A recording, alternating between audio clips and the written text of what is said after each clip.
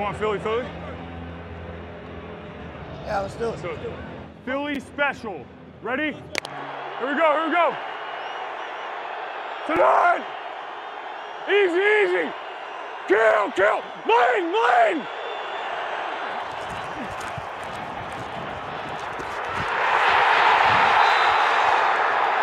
Let's go! Let's go!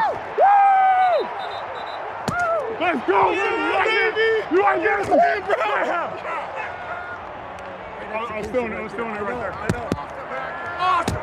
Play, baby. And time runs out. This is the end of the game. And for the Philadelphia Eagles, the long drought is over. Finally.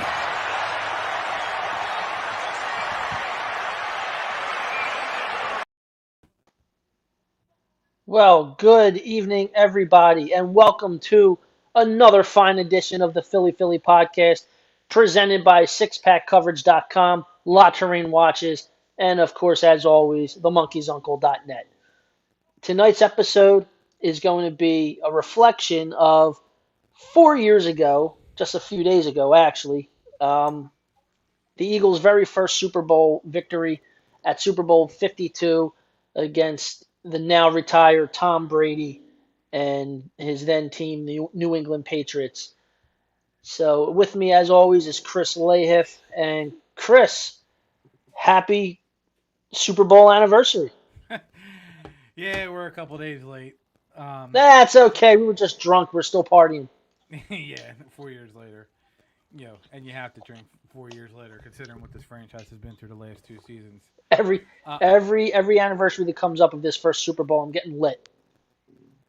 I'm okay with it. Good. No, February 4th, 2018, we all know where we were. We all know what we were doing when that last pass dropped. We cried. I know I did. I have no shame in my game. Me neither. I cried like a little kid. My wife cried. But it's a reflection of what we dealt with, for 51 seasons of you don't have a ring, you're not on our page, you're not this, you're not that. Come talk to us when you have a ring. Well, we have a ring. So now, and we're the last NFC East team to have a ring, and we're the last team to beat Tom Brady in a Super Bowl. So, and by the way, Tom Brady's record against, I think it was like Dallas and Minnesota, maybe, is like 16-0 combined. It's bananas. Oh, and he's 33. The dude was just crazy. And he was 33-3 versus Buffalo. What?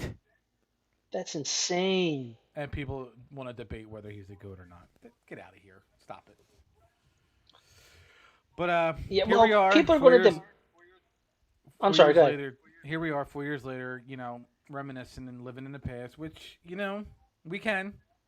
All the other fan bases do.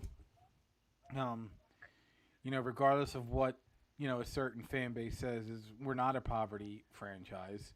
We're actually the most successful franchise since the year 2000. And you can say what you want, but NFL championships count. You just going to take away Green Bay's? They're 13? Because your argument is it doesn't fit your agenda? No. You're a moron. Your fan base is stupid. We know what fan base I'm talking about. I'm not going to bring them up. But, we're here to talk about and reminisce about the plays of Super Bowl 52. And with that, we're going to go to, this is when you knew. I don't know if you knew. I knew we weren't losing. Please welcome the NFC champion, Philadelphia Eagles. Hold on, wait a minute. Y'all thought I was finished? When I would've asked tomorrow, y'all thought it was winning. Flexing on it, some like Popeye on the spinach. Double M, yeah, that's my T-Rose, the captain, I'm lieutenant. I'm the type of can of men, casting grind like I'm broke. That Lambo, my she don't ride like my ghost. I'm riding around my city with my hand on my toes, cause these make it back home. Yeah, we weren't losing that day. See, I wasn't there yet. I was literally going in my head. I'm sitting at the bar with my father, and it was only us and like 10 other people at the Italian club around the corner. But I'm sitting there and I'm like, oh my God, I remember getting this hyped up in '04. I was like, and look who we're playing. I was like, I couldn't get hype. I mean, I got hype, but I didn't have that we're going to win this feeling until I would say it was a little after halftime. It was a little after, actually, it was not after halftime. I'm sorry. It was literally after like the Philly special. I was like, okay, I think that because I really felt that turned the tide at that point, and I was like, okay, this is it. I think we're going to win. Um, that whole Sunday leading up to the game. So, funny story. Son plays indoor soccer played it for years. His game was scheduled at 3:00. So I went to his coach, who I'm really good friends with, who happens to be a Dallas fan. And I said, what time's the game on Saturday? He said 3:00. I said, well, Chase won't be there. He's like, well, you're like the fourth or fifth kid who's not going to be there. Then I guess we're forfeiting. I got that in my background. I do. We haven't changed it. And then Darth Pooh is actually whose house I was at because he lives in Mayfair. But I told him, I was like, well, I said, a loss is a loss. I don't know what to tell you. So he's like, so then, after like discussing with everyone, he's like, we have a game at 8 a.m. Are you okay with that? I'm like, absolutely. I was like, I'm going to be drinking at 3:00, maybe 4. And he's like, all right. He's like, well, let me see what I can do. 8 a.m. Super Bowl Sunday. I was up at 7 o'clock at Wawa getting a coffee, and it was free, which I didn't know. I was like, well, damn, I should have got like 6. They were giving out free coffee for, the Eagles. So I was all right, cool. Works for me. And then, the rest is history. One of the worst halftime shows ever, Justin Timberlake. Freddie Mitchell looked confused with that kid that was next to him with it was an awkward Super Bowl. And I just want to let parents know. You're going to be exposed Sunday. I'm just going to let you know. I hope none of you have the holier than thou. I was a great kid growing up.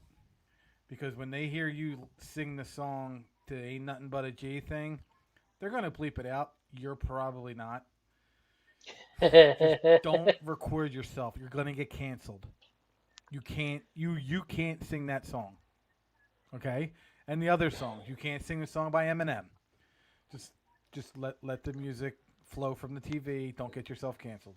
Have fun. See, it's this halftime show is actually like part of me is glad that I don't have kids and I'm not going to have kids, but then another part of me is like I really wish I had kids so they could see their dad go blitz shit crazy and his inner thug is going to come out and they're going to be like, "Who are you?" and I'm going to embarrass the hell out of you kids.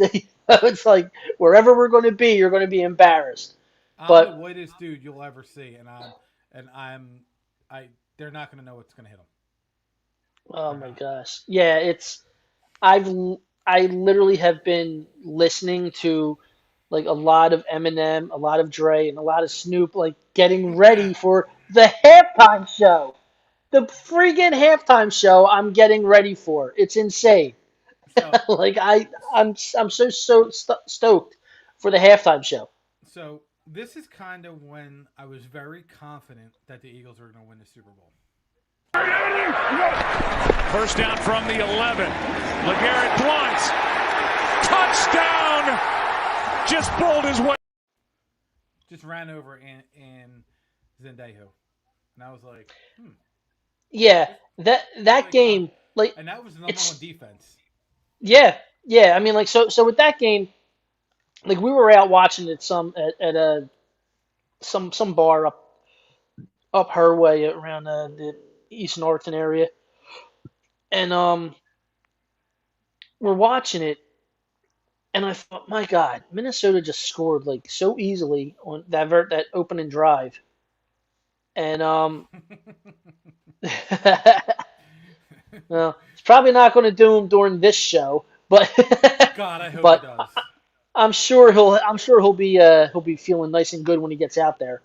Um, but as soon as like you're right, as soon as like Garrett Blount ran for that touchdown, I was like, okay, that's a statement. And then they just never looked back. And Yeah, I remember so looking at. good. Go ahead. Oh, okay. No, Well, I remember looking at Liz, and it was after that touchdown. I looked at her, so we're going to the Super Bowl. She said it's one touchdown. I was like, we're going to the Super Bowl. no, you don't understand. That Patrick Robinson interception changed the entire impact of that game. Because you Yeah. got all right. So Atlanta game, I was over in Mayfair. NFC Championship game, like it was my wife, Darth Pooh, and my buddy Jeremy. That was it. That was it at my house for the NFC Championship game. I was like, whatever. So they scored that touchdown with ease, and I'm like, this is. I was like, well, it was a fun season. And then got to remember, Eagles came out. They were 3 and out. They went three and out, and then they were driving somewhat, and boom, interception happens, 50-yard touchdown, and it was all curtains from there. Curtains. Yeah, it literally was. I mean, I couldn't stop. Like the rest of that game, I was just sitting. I was giddy the whole game. Like I remember her saying to me, like, "You have this shit-eating grin on your face." I was like, and I just was because we're going to the goddamn Super Bowl. Like I just kept saying it the entire game. I was like, "We're going to the Super Bowl. We're going to the Super Bowl," and uh that was just amazing. Yeah, And and she, when go we were ahead. planning what we were doing for the Super Bowl, I was like, listen, I don't care if we want to go to the Wellington, that's fine. I was like, if we're gonna go, if you guys are gonna sit there and do whatever you want, I'm like, I have no problem sitting in the house by myself watching this game, Right. and everyone is. And everyone was. I hear you, Patty. I didn't move from the chair other than use the bathroom break during commercials, and I drank Bud Light. Only time in my life I drank Bud Light because a customer gave it to me. It was like dilly dilly. Guess what? Dilly dilly, and I drank like a fish. Leading up to the Super Bowl, like the entire playoffs, like that was like my thing. Like every time someone says something, dilly dilly. That's all I kept saying. Because those Bud Light commercials just had me feeling like, okay, this is something cool. This is something special. I'm running with it. This is going to be great. Well, I think it's great that they made a commercial for both teams, and then Oh yeah, it was awesome. and then the night was like, well, you lost your sire like Carson Wentz, and we thought you were all down and out, but you clearly weren't. But Your sire. yes, so and I'm like, I don't care. I was like, if we watch it at your house, we got to watch it exactly where everyone sat during the Atlanta game, plain and simple. If not, Yeah. I was like, oh, and the kids, if you don't care if I'm cursing, that's fine. If you don't want me there because of my cursing, I won't come over. And they were like, no, you're fuzzy. You've met all our kids. You've said a lot worse. So, and then, and then I'm going to curse right now and then I actually put this out on my, on whatchamacallit, on, what my Facebook post is what the fuck just happened and this. Here we go. This could decide the game. 4th and goal. And they're going to snap it, and it's Trey Burton who throws caught. Foles, touchdown. How do you figure? What? Dude, I saw him when I saw Trey Burton get the ball. I looked and I just remember like elbowing my father, and I was like, Foles, and he's looking. What do you mean Foles? And he threw the ball, and when he caught it, my dad looked at me and he started laughing / crying at the same time. Like my dad had this funny way of like laughing when he was like super excited and getting emotional. And I looked at him, I was like, And I remember joking him, calling him a big P word. And stop it, you big P. And I said, game's not over yet. And he started laughing even more. But when I saw that play developing, I couldn't believe it. I thought, are we really going to see this? And the ball's just floating there in the air, and boom, right there. He catches it. I couldn't believe it. I couldn't believe it. I was literally sitting on the couch like, what the hell just happened? And like they're all looking at me like Foles just got a touchdown. I'm like, no, he didn't. No, he didn't. You're lying. That shit doesn't happen. And the fact that it was the 10th play. You don't want to make it number one. That's fine, but it should have been top 5. It was 4th and goal. It was from the 1. It was the Super Bowl, and it was the end of the first half. There's no reason that it shouldn't have been in the top 5, but that's neither here nor there.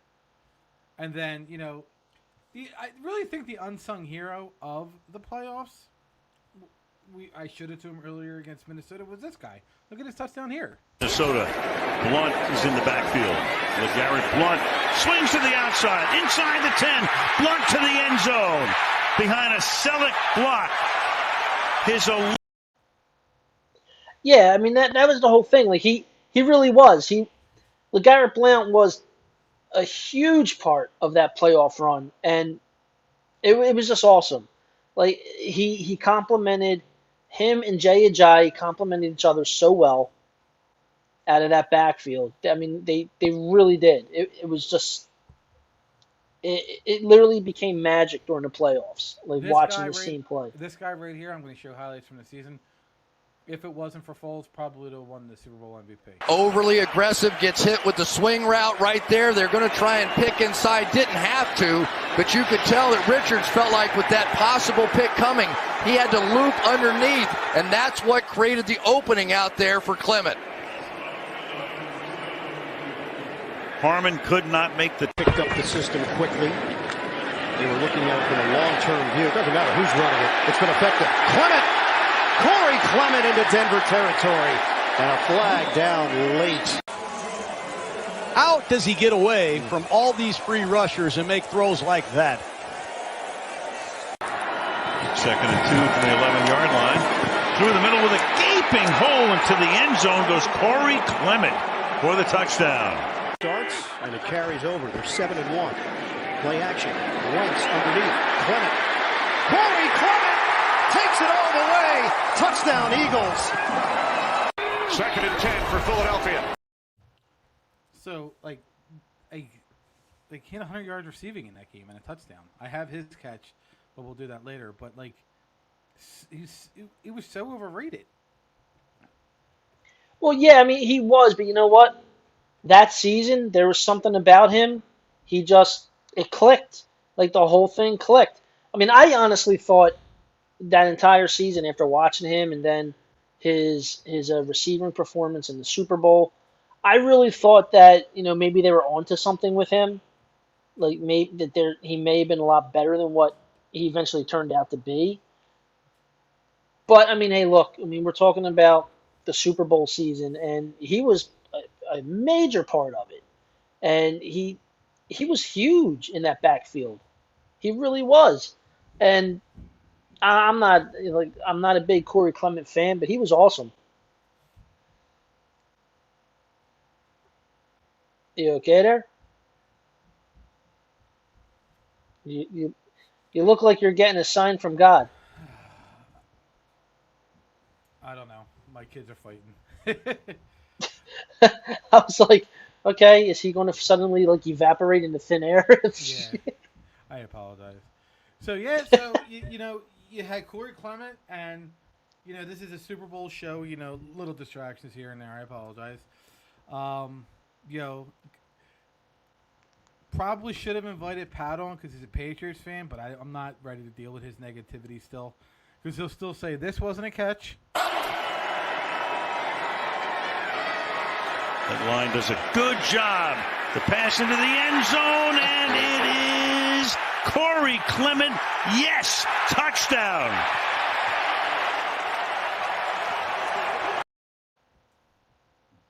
And he'll say this isn't a catch. And I don't understand his argument on this one.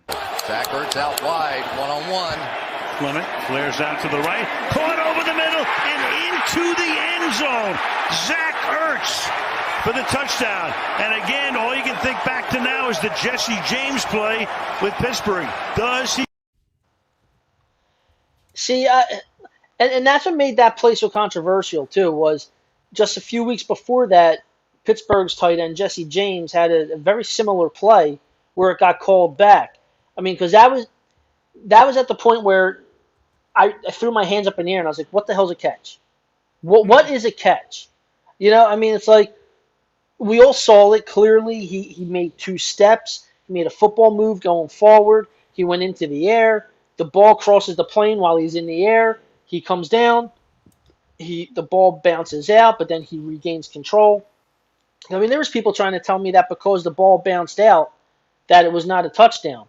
I was like, well, no, the ball bounced out, meaning that would be a fumble, and he recovered his own fumble. So yes, it would be a touchdown.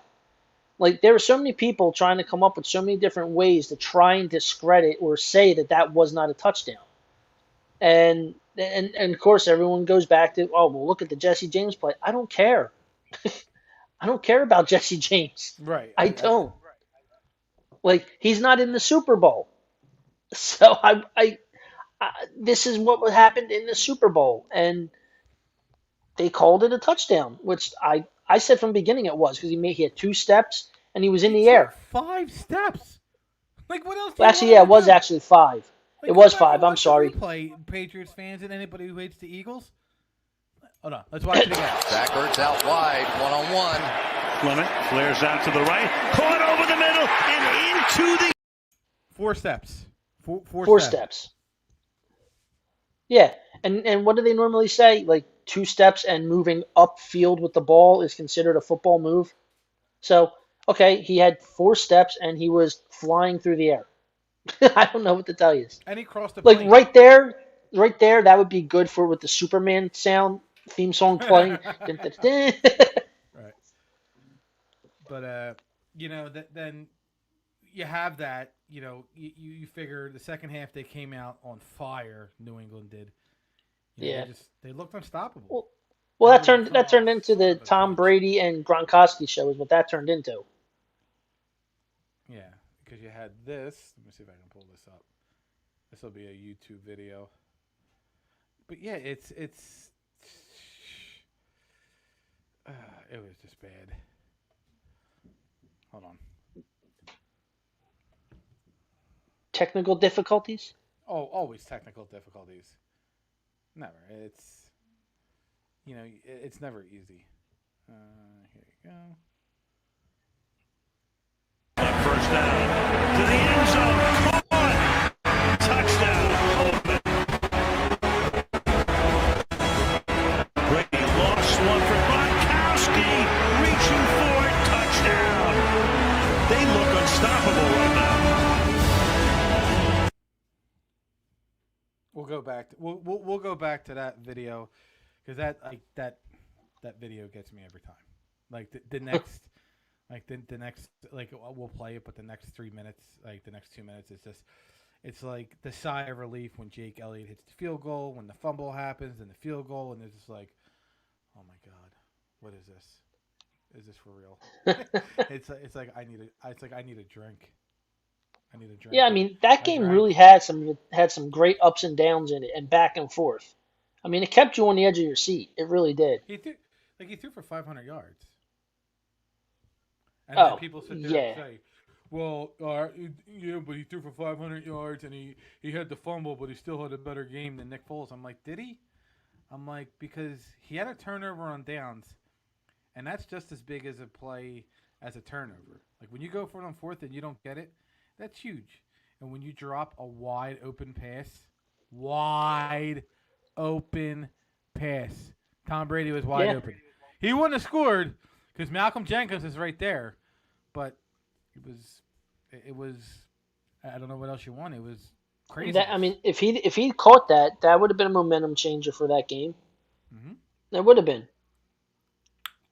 Defense made plays when it had though.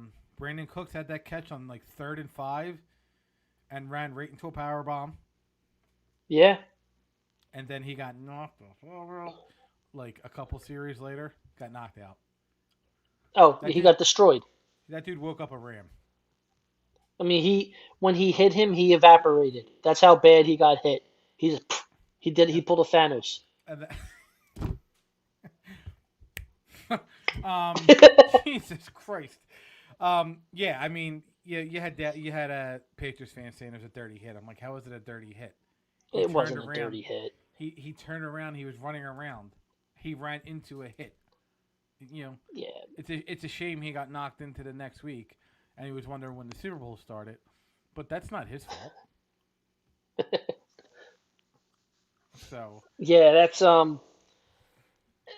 yeah. There were so many things that happened in that game that people were just hating on the Eagles for. Like people were just hating on them for being there in the first place.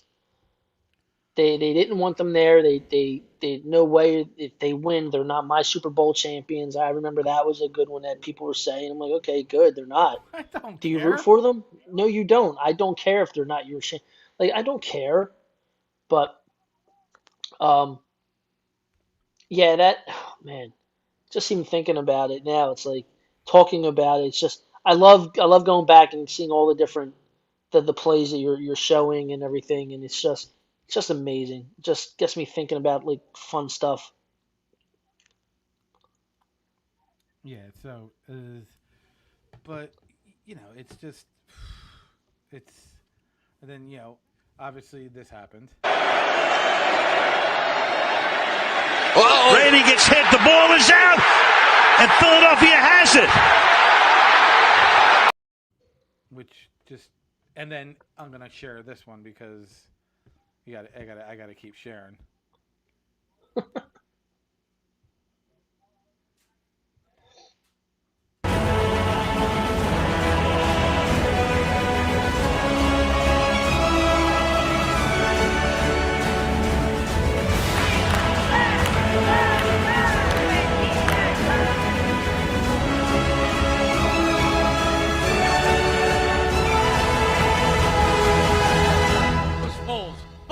Slant, touchdown. All right, so that was the not the one I wanted to share, but listen, the music is what makes it so much better. I mean, it's I'm gonna be playing this whole thing for the rest of the show, but you saw how nervous everybody was, and then Zach Ertz makes that catch on one-on-one coverage. It was a slant, yes, he did. and Collinsworth called it right away. Called it right He away. did. Which I give him credit for that. And he wasn't too happy that not that he wasn't too happy, but he wasn't thrilled that the pass felt incomplete at the end of the game. It seemed like he wanted a 2-point conversion attempt. Yeah, I did not want that shit. Nope. I saw it the year before. I don't want to see that shit again. I think Collinsworth just wanted the flair for the dramatics. Right. It's coming down to the Hail Mary.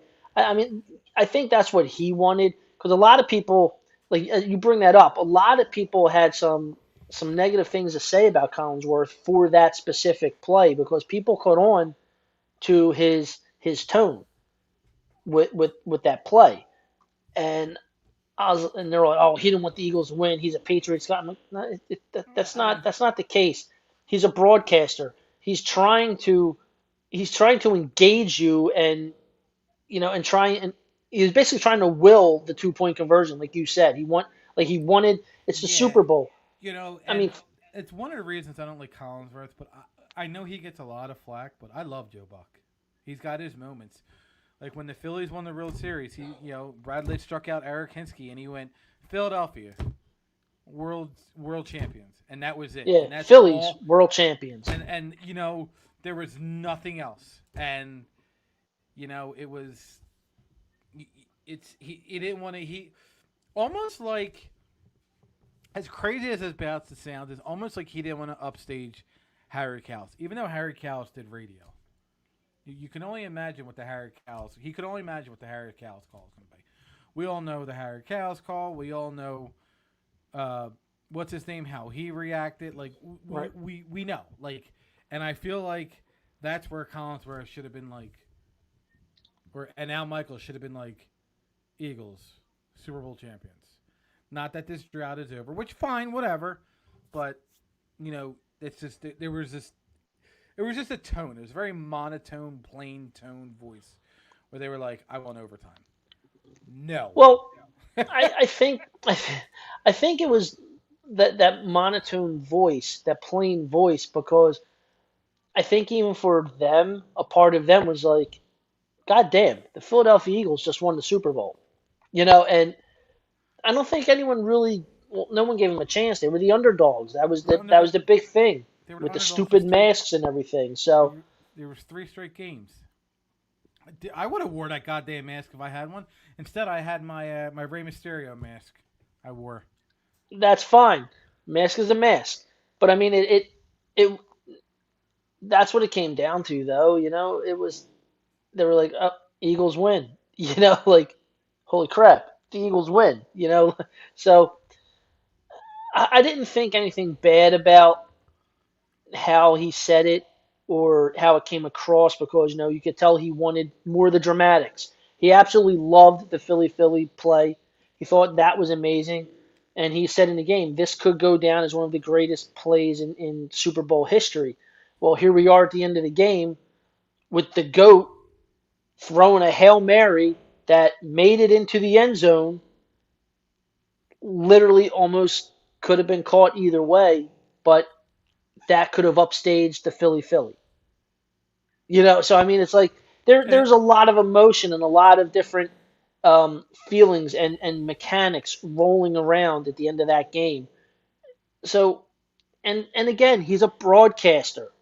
He can't sit there and actually show favoritism.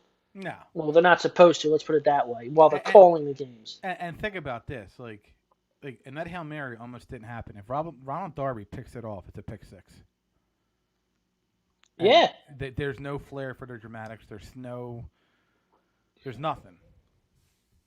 Yeah, no, there's absolutely, yeah, you're right. There'd be absolutely nothing. So it's, I don't know. But like we were saying about the comparisons with Buck and Collinsworth, it's just people forget that these guys are broadcasters.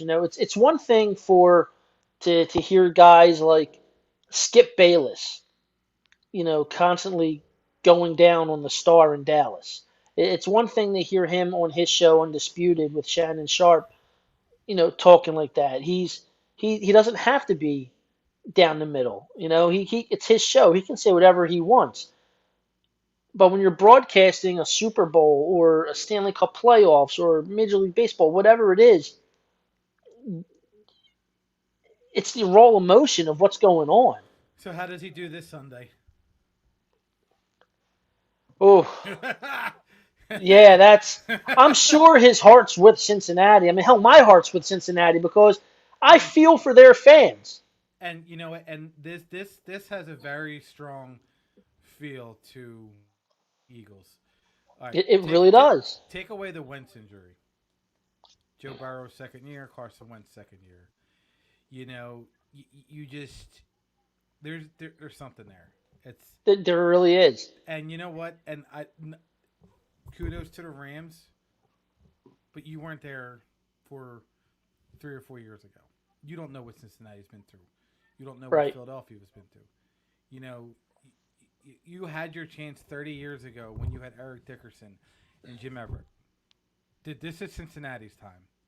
Your time will be next year, but this is Cincinnati's time. Yeah. So. Yeah, I agree with that 100%. So like I said, my heart's with Cincinnati. I would love to see them win. We'll talk. Like I said, what's that? We're going to talk about that on Wednesday. Yeah, I mean, I would absolutely love to see them win, but for their fan base, because like I just said, like with how long their drought's been and how the Eagles, never had one. Well, I mean, they don't have one either, but I mean, they were there before the Eagles were there, and they lost. So I feel for their fans, like they're looking for their first one as well. So, like I said, my heart's going to be with them. But we'll get into that with the other show. So that's all I'm going to say about it. But Collinsworth, Oh, you know he's going to have to try and play it down the middle, and it's going to be tough, especially if they're like winning the game or about to win the game. It's going to be almost damn near impossible for that man to hold it back and be partial on this. So let me share more of the video. So I'll go after. I think this would be the fumble we're gonna go with. Okay.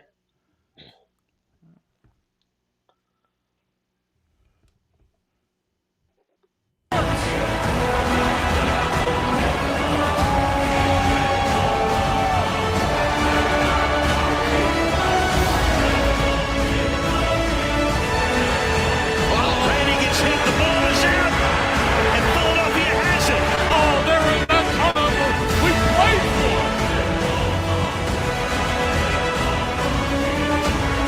Thank you, God.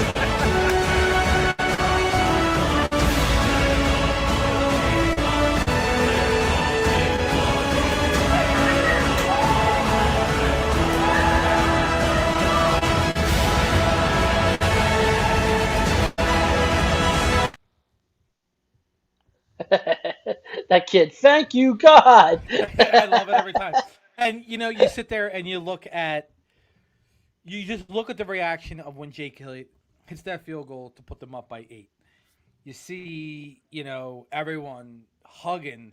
You see the people in the stadium just walk up and put their arm around like this, and you're just like, oh, we're almost there. Oh yeah. Let the countdown begin. And when we end the show, I'm going to end the show. I think there's 2 minutes. Yeah, it'll be a minute left with what the video is going to be playing. But here we are 4 years later. It was a fun ride. The new norm did not happen. No, it did not. But hey, it's Overly aggressive, gets hit. the new norm did not happen. It all went down the S hole. But Yeah, it was, Minnesota. Blonde. keep going. I'm sorry. oh, okay. Yeah, no, the new norm didn't happen, didn't continue on, but you know what? I'm okay with it. I'm okay with it. I mean, you have your ups and downs, and yeah, things went sideways after the Super Bowl, but I can say that we have one. Mm-hmm. And that's what is telling to me. It's yeah, we have one, and that's fine. Fourth overall, fourth championship overall, but in the Super Bowl era, we finally got that one. So, and like you said at the beginning, now we're at the table. We're no longer at the kids' table at Thanksgiving. Now we've moved up to the big people table in the dining room. We're not fighting with the little cousins throwing mashed potatoes and olives at each other and getting yelled at. So, so it's and I'm happy to say that. I just feel good to say that. No, and it was greatest night of my life. I went outside with 2 cans of Coors Light and did a stone cold toast. And if you remember, it rained all day and then it stopped. And Yep. then figure 2018 was 4 years ago. We had a 10-year-old, a 3-year-old, and an 8-year-old. That's just my kids. And I took them right down to Frankfurt and Common. And there was no malarkey. We had a bunch of kids with us. If you go on my Facebook page and you look at my not my profile picture, whatever other picture that is, the cover photo. Right. It's me and everybody I'm with from Nice. the house, and we Yeah. were all down there. I got it. It's it is what it is. And tomorrow is the anniversary of the parade. What a day that was. Oh my goodness. So I went to the parade. Funny Me too. story. I took off from work. I worked down in South Philly at the warehouse across the street from the Link, and I was told nobody can come down here. You can't park in here. Yeah, okay. I've been there 10 years. I'll piss on that wall if I want. Like that's my warehouse. So I go down and pull up. They got the lot back. They had the lot, and I'm like, I work here. I'm like, I got out. I had my Jetro jacket on. I had my business card, and I'm like, here. And I'm like, all right, come on in. They moved everything out. What I'm leaving out is that there was about 9 people in my van. I'm like, yeah, I'm going to work. I got my business card. I had my buddy who was sitting next to me, Derek from Monkey's Uncle. He was in the passenger seat. I had a Jetro jacket for him, and then I had my wife, my kids, my sister-in-law, all them in the back. And, it's what we did. And then, we got there at like 8 o'clock. The parade was at 11. I went to a place called the Stadium Grill, which is next door. I went back, and I got drunk really, really quick. Like, woo! It was like shots of Tito's, shots of Jaeger, shots of what's the Crown Royal Apple. I did like 6 shots in an hour. I'm like, I gotta stop. And he was like, why? I said, because I want to remember to break. So I go. I get like a toxic egg and cheese sandwich. I wash that down with a chocolate milk, which just is as terrible as it sounds. It was terrible. And I just got done doing 6 shots in an hour. Yeah, Tito's vodka. What can go wrong? Crown Royal. What could go wrong?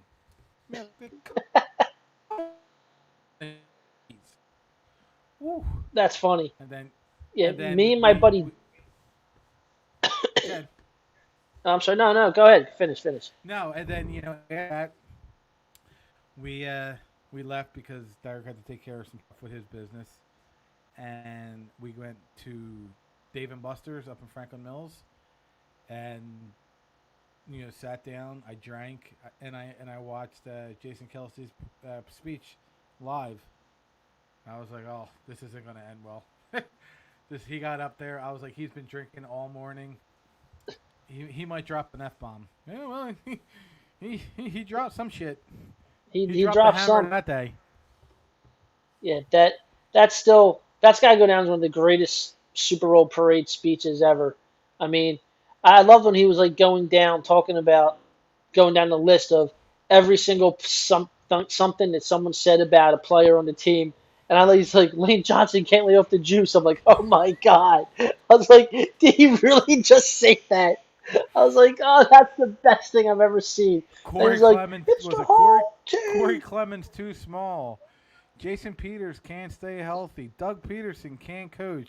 Carson Wentz went to a Division I, Division II college. Nick Foles don't got it. It's the whole team.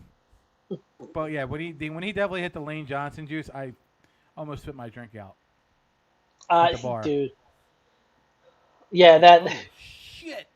He said that out loud. Like, and Lane Johnson had the biggest smile on his face too. Like he didn't care. He didn't care. Lane Johnson probably drank like 3 cases of beer before they even got into the parking lot. Oh, his give a F level was at like a 4. Oh, that was all of them. The look on his face when Kelsey said that reminded me of Jason Worth when Chase Utley, when he just stood up and I was like, boom. I said that was his Jason Worth moment right there with Chase Utley just saying the world effing champions. I was like, there it is. I was like, with the 2 big red fists. That's all I remember seeing. Yeah, he was so hammered that day too, Jason Worth. Oh my God, yeah. That was great. So that was awesome. Join us tomorrow. Wednesday, around 9 o'clock, for a Super Bowl show preview. Our picks and what we expect, and we'll probably have Pat on probably around 9:30, and we'll have our picks. Cheers! I don't have a beer because I'm tired. Although one day. Well, I have a water, so I'll say cheers to the Eagles. Cheers, and I will end it with the last minute of this video. Goodbye, everyone. Thank you for tuning in.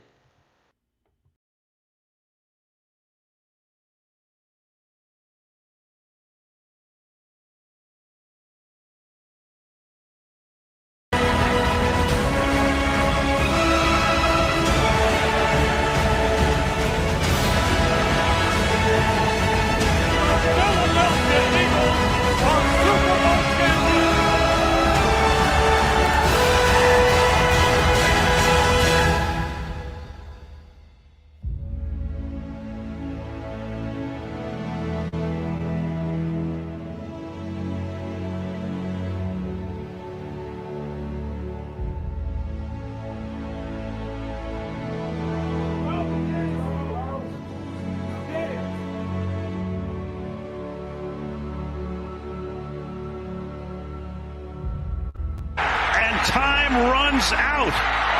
This is the end of the game. And for the Philadelphia Eagles,